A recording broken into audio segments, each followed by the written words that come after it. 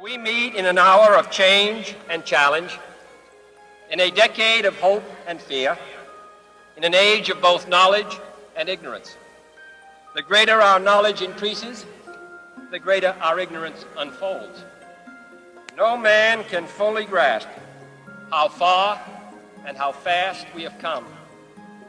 But condense, if you will, the 50,000 years of man's recorded history in a time span of but a half a century. Stated in these terms, we know very little about the first 40 years, except at the end of them, advanced man had learned to use the skins of animals to cover them. Then about 10 years ago, under this standard, man emerged from his caves to construct other kinds of shelter. Only 5 years ago, man learned to write and use a cart with wheels.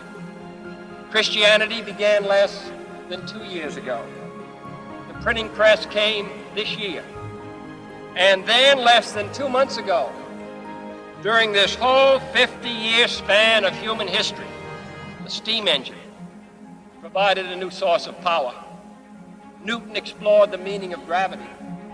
Last month, electric lights and telephones and automobiles and airplanes became available.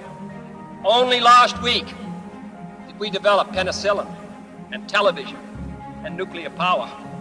This is a breathtaking pace, and such a pace cannot help but create new ills as it dispels old.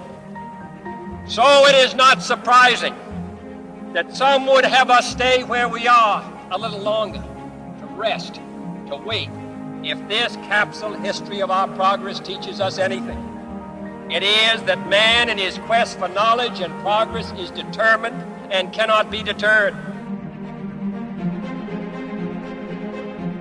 We shall send to the moon, 240,000 miles away, a giant rocket more than 300 feet tall on an untried mission to an unknown celestial body, and then return it safely to Earth.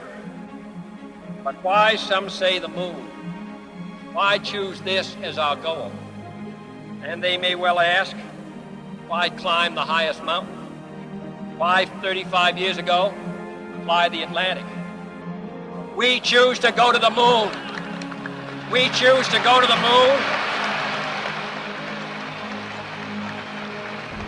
We choose to go to the moon in this decade and do the other things, not because they are easy, but because they are hard.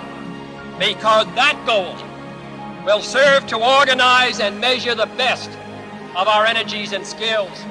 Because that challenge is one that we're willing to accept, one we are unwilling to postpone. And therefore, as we set sail, we ask God's blessing on the most hazardous and dangerous and greatest adventure on which man has ever embarked.